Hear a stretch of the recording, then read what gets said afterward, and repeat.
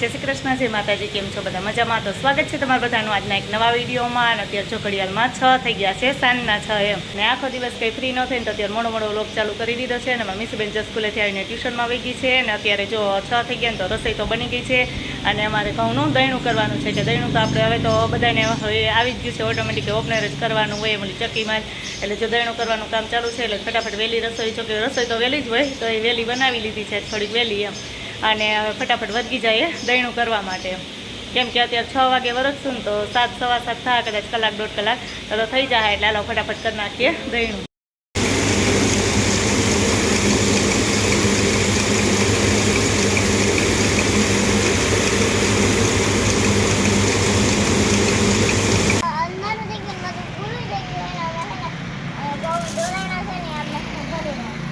હા, જો દહીણું થઈ ગયું છે. એમાં અમને તમે તો વહેલું થઈ જાય કામી શું પણ 6 વાગ્યાની વાત છે તો અત્યારે 7:30 થયા, 7:45 થવા આવ્યા છે.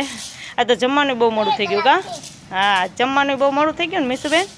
હે તો ચો હા, તો થોડા ઘણા ઘઉં જો બધા ઢોરાણા હોય અને આ બધા જો આગળથી નીકળ્યા હોય એ બધા છે. તો એ તો આપણે ભેળાવીને પછી ઢોરને જ દેવા માટેના છે તો એ અલગ ભરી લઈએ. અને થોડાક જો અમારી મમ્મી ભરે છે ને એ સારા હતા એટલે આપણે બાજકામાં નાખી દઉં. આખો કોટલો ભરાઈ ગયો છે આપણો.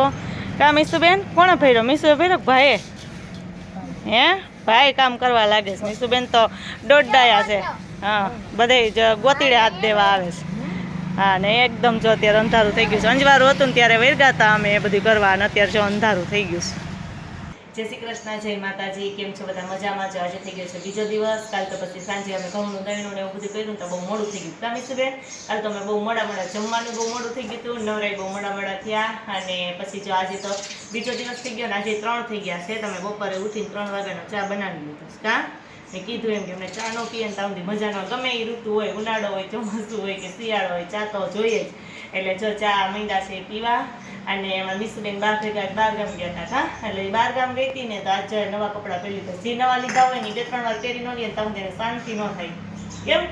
હે એટલે ધરાલ પહેર્યા છે. એક વખત બર્થડે નથી પહેરી લીધા હતા તો પાછા આના હવે પાછી ક્યાંક જાય ને તે દિવસે આના કોકે નાક કપડાં હશે. મામાન ઘરે જઈ તઈ પહેર્યો છે. મામાન ઘરે બાકી છે જવાનું.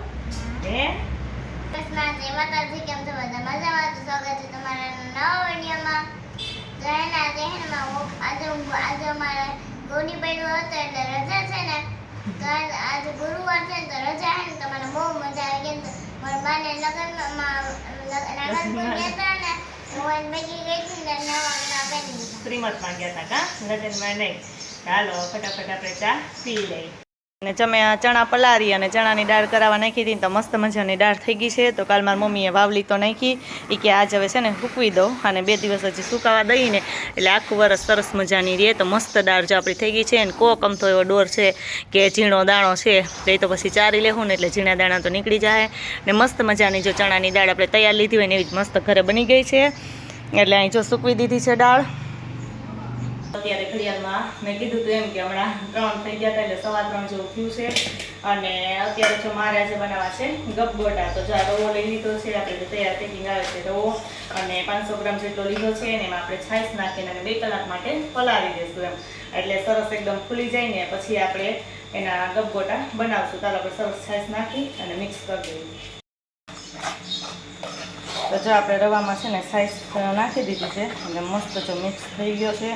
હવે આપણે એને છે ને અત્યારે જ બીજું કંઈ નાખવાનું નથી, ખાલી છાશ નાખી અને સરસ મિક્સ કરી ને ઢાંકીને 2 કલાક માટે મૂકી દઈએ.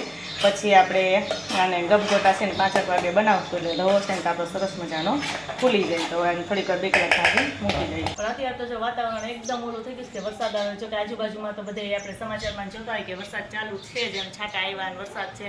તો અત્યારે અમારે એવું જ થઈ ગયું છે કે હમણાં ફૂલ વરસાદ આવવા મળશે. એકદમ વાદળાવા થઈ ગયા છે અને ચોમાસામાં જેવું વાતાવરણ હોય ને એવું થઈ ગયું છે. તો હવે વરસાદ તો આવે કે નહીં એ તો ખબર નહીં. ન આવે તો સારું, કેમ કે અત્યારે જો સમય વગરનો વરસાદ આવે ને તો એ નુકસાની જ કરે. એમ કે ચોમાસામાં આવે તો આપણને સારું લાગે, બાકી અત્યારે તો પાકને બધી વસ્તુને નુકસાની જ કરે એમ. તો હવે તો લાગે છે તો એવું જ કે વરસાદ સાંજ સુધીમાં આવી જ જશે. ને અત્યારે જો ઘડિયાળમાં 5 થઈ ગયા છે તો આપણે દાળ છે ને અંદર લઈ લઈએ. જો અત્યારે એવો બધો પવન ઉપડી ગયો છે અને એટલી બધી ડમરી ઉડે છે ને કે અમારી વસ્તીમાં બધે ધૂળ ધૂળ થઈ ગયું છે. તો એટલો પવન છે, મિની વાવાઝોડું હોય ને એવું લાગે છે.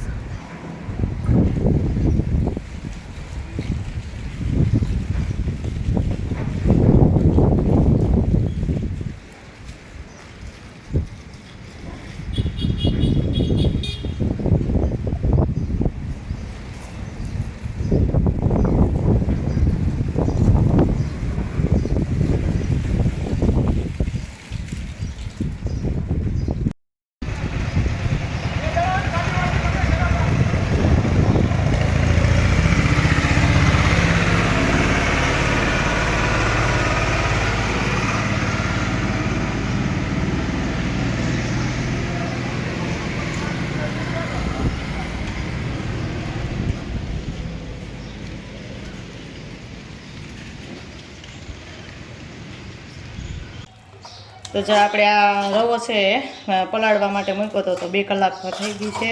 તો અત્યારે જો સરસ મજાનો પલળી ગયો છે અને મસ્ત જો ફૂલી ગયો છે. તો હવે આપણે જો અહીં બધું કટ કરેલું છે ને કે ડુંગળી છે, ગાજર છે, ટમેટા છે, આ 2 ખમણી નાખ્યું, ટમેટા કટ કરી નાખ્યા ને ધાણા અને એટલા મરચાં, આ બધું છે ને આમાં સરસ રીતે આપણે મિક્સ કરી દઈએ. સરસ બધું આપણે આમાં એડ કરી દીધું છે. 2 ચમચી મીઠી નાખ્યું છે ને થોડાક જો આપણે સાજીના ફૂલ લીધા છે જે આપણે ભજીયામાં નાખવાનો સોડા હોય ને એ 3 ચમચા આપણે નાખ્યા અને બધું મસ્ત છે આપણે ચમચાની મદદથી હલાવીને મિક્સ કરી દઈએ. તો જો આપણે લોઢી છે ને એ સરસ ગરમ થવા માટે મૂકી દીધી હતી અને સરસ તપી ગઈ છે, કેમ કે લોઢી એકદમ ગરમ થાય ને પછી જ આપણે એમાં ગબગોટા મૂકવાના એમ. એટલે હવે સરસ ગરમ થઈ ગઈ છે અને આપણે બધામાં તેલ લગાવી દીધું છે. તો હવે છે ને આપણે ચમચીની મદદથી જ એમાં આ ગબગોટા છે ને મૂકીએ એટલે સરસ એકદમ નાના નાના મૂકાય એમ. તો જો આને 5 મિનિટ ચડવા દીધા ને તો બહુ મસ્ત જો આપણા ગબગોટા છે ને ચડી ગયા છે. એટલે આપણે છે ને હવે એને પલટાવી નાખીએ. એક બાજુ ચડી ગયા છે ને બીજી બાજુ આપણે ચોળવી લઈએ એટલે સરસ મજાના 2 મિનિટ જો બીજી બાજુ ચડવા દેવું ને ચડી જાય ને મસ્ત આપણે જો સુગંધ તો એ મસ્ત મસ્ત આવે છે. અને અત્યારે જો અમારે એટલો પવન ને એવું બધું હતું ને તો લાઇટ તો ક્યારની વહી ગઈ છે. હા, તો ઓલો લેમ્પ હોય ને એ રાખ્યો છે અમે અને એના ઉપર બનાવીએ છીએ. હજી જો આ ગબગોટા બની જાય અત્યારે 5:30 તો થઈ ગયા છે અને પછી તો મારે હજી રસોઈ બનાવવાની બાકી છે, કેમ કે આવું બનાવ્યું હોય એટલે આમાં તો કંઈ બધાને સાંજનું તો જમવાનું ન હાલે એટલે આપણે છે ને સાંજની હજી રસોઈ બાકી છે. તો હું ફટાફટ બનાવી દઉં છોકરાઓને અને પછી આપણે સાંજની રસોઈ બનાવીએ. તો જો આપણા મસ્ત મસ્ત ગબગોટા છે ને બની ગયા અને બહુ મસ્ત જો એકદમ પોચા અને એકદમ સરસ પોલા બન્યા છે. અને હવે એની સાથે આપણે દહીંની ચટણી બનાવી છે ને તો હમણાં છે ને ચટણી બનાવી નાખીએ પછી જ આપણે ખાવાનું. મીસુબેન અને પ્રિન્સભાઈને બહુ ભૂખ લાગી છે કાં, એટલે એને બેને છે ને આપી દઉં અને પછી તમારે રસોઈ હજી તો બનાવવાની છે એટલે બીજા બધા છે ને પછી બનાવશું. તો ચાલો ફટાફટ દહીંની ચટણી બનાવી નાખીએ. અમે એને ગબગોટા બનાવવાનું તો હું ખાઉં છું. અમારા મસ્ત મસ્ત ગબગોટા જો બનીને તૈયાર થઈ ગયા છે અને હજુ તો પહેલાં 3 વખત 3 ઘણવા બનાવ્યા છે. હવે મારે 6:15 થઈ ગયા તો બહુ રસોઈમાં મોડું થઈ ગયું છે.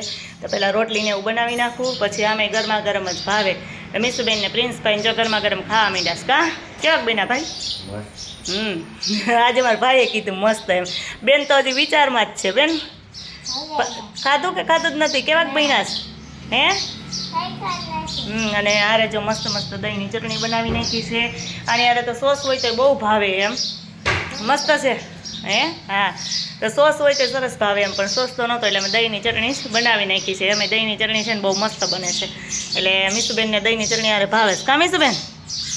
હે ચાલો મીસુબેન છે ને એ હવે નાસ્તો કરી લઈએ. હવે સાંજનું બધું આવી ગયું કાં આમાં.